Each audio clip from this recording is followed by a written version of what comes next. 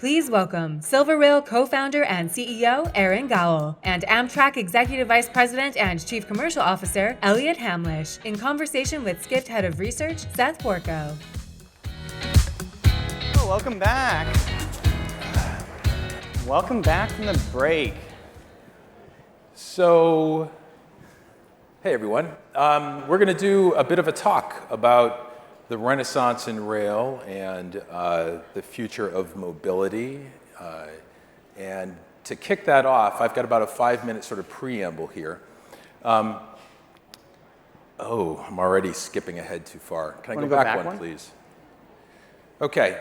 Well, it kind of gave it away because it says what the answer is, which is timing is everything. I was going to ask the question, what does everyone think the number one factor is in whether any startup in the travel space works out or doesn't work out? It'd be timing, right? It really is about macro dynamics. And the reason I say that is because I've built 3 companies over my 26 years in the online travel space. I was doing this before even Rich Barton was doing it. And so I got to ride those waves. I've seen all of them. I'm part of the dot-com phase. You know, I was running a company during 9/11, and so I've seen all of this stuff. And I think it is the biggest factor.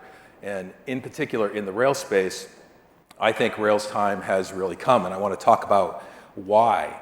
You know, everybody's talking about AI here, but last night, Glenn and Dennis are sitting on stage talking about the macro challenges and why he's only at 8% growth. After 15 years, we're still growing at 30%. Omio's growing at 35%. They're absolutely killing it. Everybody who's been actually deep into the rail space is doing incredibly well. Why is that? Because high-speed rail is transforming regional travel, and it's really shrinking the distances between these cities. And if you look at everybody who's really embraced rail, they're doing phenomenally well, while I think others are really asleep at the wheel. You look at Google as an example. We co-built their search engine in the UK. Half the traffic is international traffic. It runs through a booking engine that we built, and it's converting at 15%. That's at least 3 to 4 times higher than any other sector in the travel space. Why? Because it's relevant. Rail is highly, highly relevant.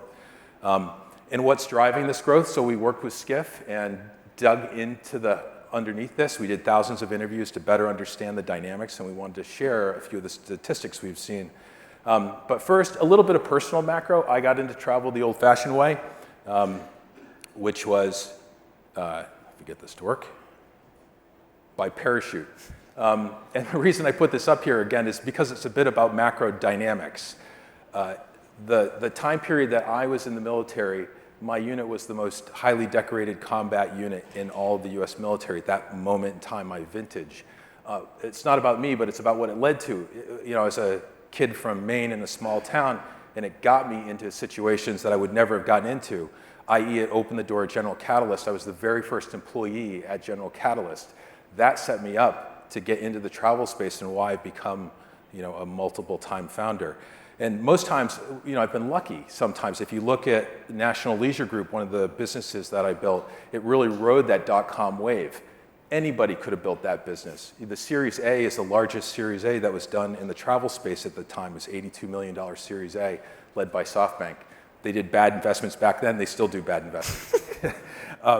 But it was really about the macros of the dot-com time period. And what I'd say about rail, I got into actually this about 10 years too early. This is where I got the timing wrong. And it took a while for the market to catch up to what I thought should have happened a lot earlier. We got lucky in that Expedia bought us. We got unlucky that they spit us back out during COVID. But the macros were what really drove all of the dynamics around that time period. Now, getting specifically back to rail and why rail's time has come. Number one is competition. If you look at the markets, in particular in Europe, they were historically monolithic markets. They're now opening up. There's a massive amount of competition, huge shift from air to rail. If you look at routes like Madrid to Barcelona, there are now 4 competitors a day, 52 trains per day, so that's a lot of lift. Prices have come down 25%, and the share shift has gone from 25% to 75%. This extraordinary growth coming out of competition. If you look at the green thing's real. Now everybody says consumers won't pay for it, and that's absolutely true. Only 1% will pay. However, companies and governments are pushing rail. So companies are committing to net zero. I bet some of you guys in here have net zero targets in your own businesses. And countries like France have shut down 4 domestic flights. You can't get a plane from Paris to Lyon anymore. And that's having a huge impact, and that's driving a lot of growth. This is happening everywhere in Europe, 16 million new rail passengers every year. 65% of Gen X and millennials are making changes to their daily lives to fight climate change. It's a real thing. 61% determined to travel more sustainably. Multi-modal. Trains are now on Uber. Uber's gotten into this. We are seeing the connected trip being really put together at a much more local level. I would say Booking is more giving it lip service because they don't actually have rail. And if you don't have rail, you don't have a connected trip. But mass is a real thing here. And if you think about this, and I think this has a lot of relevance, everybody's talking about AI. Rail is the single most frequently used product in the entire travel space. Frequency equals data. Data is what enables AI. You want to be in the AI game, you want to be in high frequency products like rail. And I think this is where we will all see AI have a real impact. It's hard to have an impact, I think, at a big OTA who only interacts with you 3 times in a year. But if you're doing it almost every day of the week or 10 times a year, you can do a lot more with it. Uber's really embraced this. Now think about what they're doing. They've got car, they're connecting that to train. My prediction is they will be the ones to really leverage AI in this space, and they will create seamless mobility. They will say, I live in London, I have a meeting in Paris, and they're going to go car, train, car, and they're going to connect the whole thing up. Travelers are driving the growth. 70% more likely to take the train than they were 4 years ago. 40% have reduced the number of flights they've taken. 50% would choose train over plane, and 75% want to book everything in one place, which I think is a big thing for the OTAs to be thinking about. So the so what here? High frequency is great for customer acquisition. Everybody's afraid of the Google machine and how much money we all have to pump into it to acquire customers. Being relevant in people's daily lives is a great way to acquire customers. The frequency equals data equals the AI opportunity. And lastly, I think beyond just rail, that the idea of cityscapes and destination services, the ability to say, I live in New York City, I want to take Amtrak out of town, where can I stay within 2 hours and have that experience, I think will be a phenomenal set of products that we all see happening over the next number of years. So rail's time has come. So. All right, thank you, Aaron. Yeah, so you just heard, Aaron is, actually everyone on this panel is a fan of rail. We just learned, Eliot, a new term, right? Yes. What are rail fans of rail? Foamers. They foam at the mouth. Foamers. They're so excited about rail. Literally foaming at the mouth. We've got a panel full of foamers here today to talk about rail. You just heard from Aaron at SilverRail. We've got, of course, Eliot from Amtrak. And so we just saw this great presentation. We're going to have a quick, well, not quick, a 20-minute panel conversation about, well, what's going on in the world of rail. So, all right, well, my first question was going to be, are you seeing a lot of demand for rail? But Aaron, you've kind of answered that question. You're seeing a lot of demand? Yeah, huge amount. More now than I said earlier, we'd started too early. The demand in the early days was a lot less, and it really is driven by all of these things. In particular, the competition, which I think even Eliot running Amtrak would say it would be better if they had more competition, because what happens is when you know that a train's leaving every 15 minutes, it's much more top of mind as opposed to whatever it is, once every 2 hours. So I think it's a great thing. And Eliot, is Amtrak seeing a lot of growth? Record ridership year this year. We'll serve just under 33 million riders this year, up 15% over last year. And that's in a capacity-constrained world. So we actually don't have enough trains to serve the demand that we're seeing. And that exists in pockets all across the country. Part of the reason why, and we're going to spend some more time talking about the investment in the industry, but the growth has been really phenomenal. And when you talk record demand, is that, when I think of Amtrak, I'm a New Yorker, I've got my biases, I think of the Northeast Corridor. Is that record demand just in the Northeast Corridor, or is it nationwide? It's record demand in a host of different places across the country. So for those who don't know, just a quick overview of Amtrak. We operate in serve more than 500 communities around the country. The Northeast Corridor, which is what folks in the area are most familiar with, the Acela and the Northeast Regional, are just a subset of all of the routes that we serve. We have 15 long-distance routes and then partner with 21 different states to operate trains in and around their states. So the national network is vast. and we're seeing demand spike in a host of different geographies across the country. Cool. So, Aaron, you alluded to multimodal. It's the title of this session. Yep. What does that even mean? It's a big mouthful of a word. What does multimodal really mean? Look, I think the first pass at it is people talk about MaaS, right? Mobility as a service. But when you say as a service, you usually mean one thing. I think multimodal is really about the seamless mobility of just saying, I need to get from here to here, tell me what the best set of options are. If you think about what Google does with Maps, I don't think it's actually particularly good, because with Maps, it basically sends you into a single silo. You have to say, I'm driving or I'm taking public transit, and then it will give you a little bit of door-to-door that's wrapped around that. Real optimization is just saying, I'm here and I need to go here, and what are all the combinations? And there are good places that do that, like CityMapper, but pulling it together from a transaction point of view, no one's really done that yet. So multimodal is this idea of bikes plus cars plus trains plus Right. ferries plus planes, like, and Right. bringing them all together in one Yes. trip. So that's what SilverRail does. Yes, We do Just quite a bit of we that. do it on the search side, not always on the transaction side, but yes. And you think Uber, you had a picture of this Uber train car, Yeah. train set, I think they're called, right? Right, Is that right? right. Oh, that's good. This Uber train, or whatever, forget the train terms. We saw the picture of this Uber train. Yeah. I mean, is that a big deal that they're doing this? I think it's huge. They're doing the test in the UK right now. Rumor is it's going very well. They clearly pumped a lot of marketing money into it, if anybody's seen their ads. I think Dar is quite serious about basically dominating regional travel. Now, he might not say that. I'll say it. And I think they start with car, but think about frequency. Frequency is this thing. If I'm used to pulling out that app and all of a sudden I see bus, I see train, it's a really good chance that he's going to end up with those two, and then at some point in time he's going to tack on a hotel there and say, oh, you're going to Paris, do you want the hotel too? They'll get there. Yeah. So, Eliot, question for you. SilverRail, they distribute, they sell trains, they're a distribution partner. I understand why there's a lot of competition in hotels, there's a lot of competition in airlines. Amtrak, you're kind of a government monopoly, right? You don't have a lot of competition. A lot of hotels would love to be in that position. Why do you need a distribution partner if you're a monopoly? Yeah, so here, overall from a distribution perspective, more than 80% of our business comes direct. So the short answer to your question is, for a lot of our travelers, we don't need a distribution partner. It's pretty easy for us to sell New York to Washington, pretty easy for us to sell New York to Boston.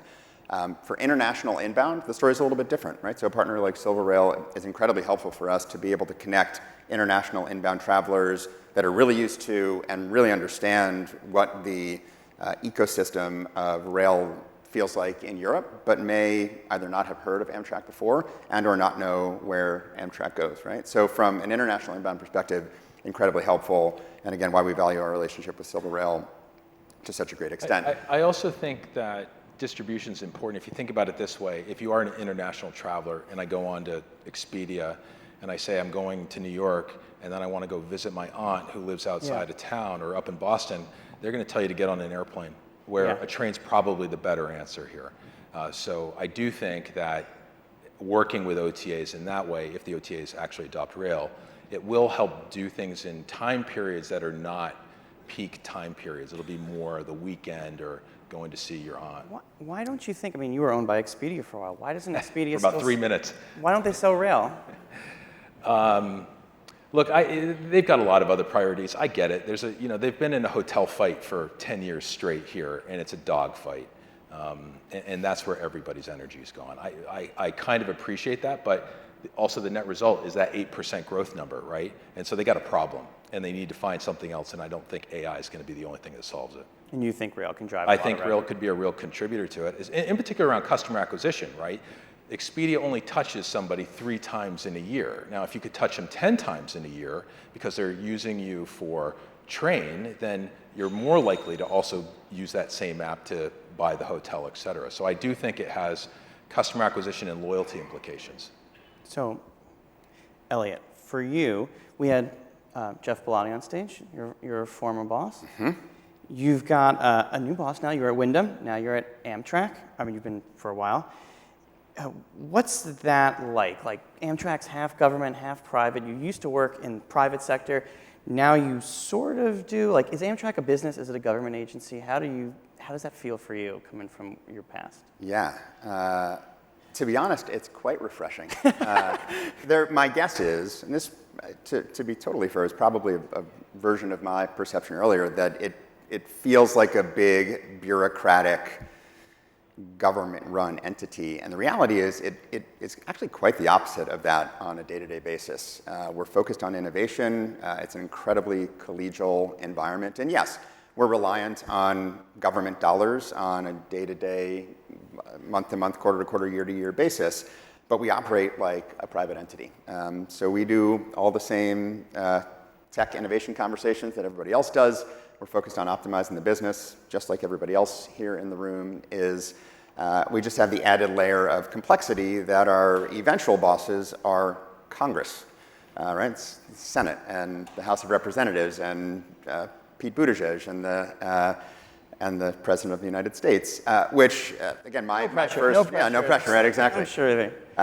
Pete's on our board. We've met with him a number of times. You cannot find a bigger supporter of rail, maybe than President Biden, but it's just been an unbelievable environment in which to operate, both because sort of the refreshing nature that I mentioned before, but also because the government support that we receive is so tremendous.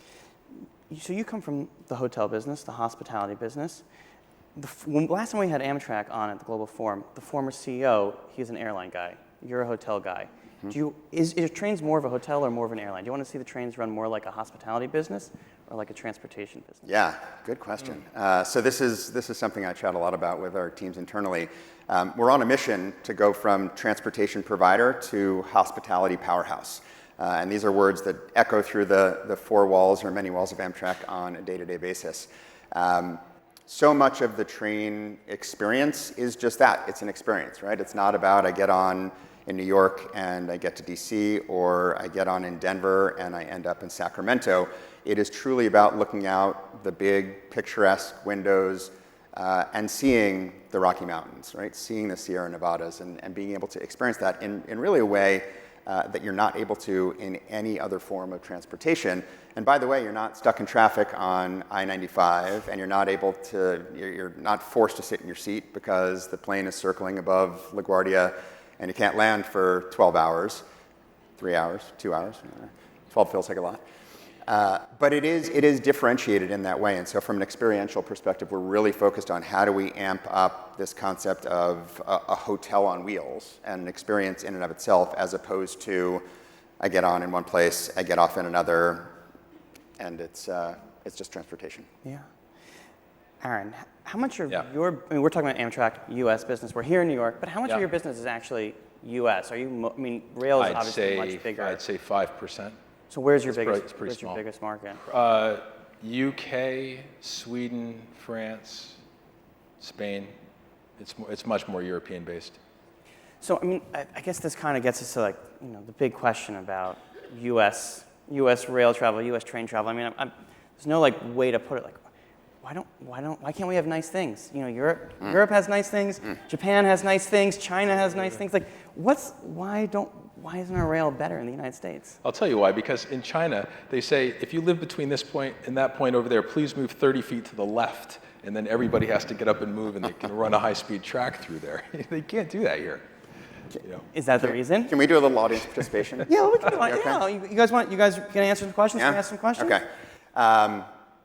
How much do you think the U.S. has invested in rail infrastructure in the last 50 years? Any guesses? 50 million. 50 million. Okay. Any other guesses? 1 billion. Good guess. $120 billion. Right? Feels like a really big number. 66 billion of that 120 billion, we're in the midst of a 5-year window where that $66 billion is being deployed, right? So roughly half of the 120 has come in this window, right, that we're operating in right now. Okay, let's contrast that to Europe. So in the last 20 years, how much would you guess Europe as a continent, has invested in rail infrastructure? 120 for the US in 50 years. How much for Europe in 20 years? What was the number? Someone said 120, someone said something bigger, I think. Okay, ready for it? $1 trillion, right? $1 trillion in 20 years compared to $120 billion in 50 years. That's why we're behind, right? The math is pretty simple. One last sort of data point, just to juxtapose that. In the US, since 2000, we've invested $1.3 trillion in our highways, right? So it just gives you perspective from a prioritization perspective. We're a car-centric ecosystem. Europe is an increasingly rail-centric ecosystem. And that really, I think, sort of puts a fine point on why it feels like we're behind. Well, when you say it like that, I mean, is $60 billion enough to catch us up? I mean, if we're $800 million behind, do we even stand a chance of catching up? It's going to take a minute. It's going to take a minute. And I think this really highlights the need for increased funding. We've got some incredible projects. So again, just to give you a sense for scope, just a few years ago, you could count the number of capital projects that Amtrak was invested literally on one hand, right? It was like 4 or 5 projects. We've got 700 capital projects ongoing right now. Some of them are right outside our window here. We've got the Hudson River Tunnel Project. We've got the Frederick Douglass. This one really gets me started. So the Frederick Douglass Tunnel Project, it was built during the Civil War, right? And now for the first time, we're investing in transforming that tunnel, right? It's pretty astounding. And so projects like that in and of themselves cost multiple billions of dollars. And so the $66 billion isn't going to do it, unfortunately. But it's a great step in the right direction, and it's nice to see the capital investments being made. And this is for both of you, bring you back in this conversation, Aaron. There's a new high-speed rail competitor in the United States. The Brightline has run its first train from Miami up to Orlando, I believe. They're working on a new project from Las Vegas to LA. And what do we make of high speed? And does it bother you that it's not Amtrak that's doing high-speed rail? I mean, what do you think? You touched on high-speed rail, Aaron. Well, look, I think it'll be good to see a new rail line in, no matter what the route is, right? It's good to see new routes being connected. I think, set aside the competition, just the fact that there'll be a train from Vegas to LA is a good thing. And then, as long as the track has what they call open access, and if Amtrak wanted to run on it, I would assume that they might be able to do that. I don't know, but in Europe, that's the deal, right? So they'll say, we'll open up the tracks, and a new competitor can come in, and everybody has sort of equal competitive rights. And if they had that sort of open access here, then that would be quite interesting. Are you worried about competition? A couple thoughts here. So Brightline's great for us and great for rail. To the extent Brightline is successful, public sentiment gets better. And to the extent public sentiment gets better, investment goes up, right? So we view Brightline as a welcome addition and hope that LA to Vegas goes really well. You mentioned high-speed rail as well. Do we want to talk high-speed rail? That's what I want to talk about. Let's talk high-speed rail. That's what I want to talk about. So high-speed rail is something that we'd all like to see. It's funny, I was catching up with somebody yesterday, and they made a comment, I heard there's a high-speed rail that's opening next year from New York to LA. It's like, that sounds awesome. Where'd you hear about that? Who's that coming from? So it turns out something like that sounds really good and is wildly difficult to actually do, right? So there are sort of a handful of circumstances that are required to make high-speed rail work well, and I'll give you, a couple examples. But the first part is you need density in point A and point B. The second thing is you need not a lot of stuff in between point A and point B, because the tracks have to be really straight, and it shouldn't have to curve too much, right? Which is part of the reason why we've got the Acela sitting right outside here, which is fast, goes 150 miles per hour, but it doesn't go 150 miles an hour the entire way, right? And part of that is because of the density of the geography in which we're sitting. So take a project like the Texas high-speed rail, which will eventually run between Dallas and Houston, 240 miles, the 4th and 5th largest metro areas in the US, and not a ton of stuff in between, right? So you can actually make straight tracks. It's too long to drive, too short to fly. And it's projects like that that you will see the industry invest into an increased extent as we bring high-speed rail into reality here in the States. Yeah, well, I can't wait. I can't wait to see the day. Let me ask you, I got one last fun question, not maybe about high-speed rail. Aaron, any train trips you want to take? Yeah, there's a train that goes from London up into Scotland that's an overnight train. I've never done an overnight before. And the family and I are talking about getting a car, one of the cars, sleeper cars, and then doing it overnight with the kids. And then there's a beautiful hotel that's on the lake there near the station. So that would be that's the next trip I would love to do. And, can't wait to do it with the rail renaissance coming. The timing is right, Aaron? It is. Timing. All right. Well, our timing is not right for this. We're out of time. We're going to end it here. But looking forward to more rail to come. So thank you both so much for joining. Thank you.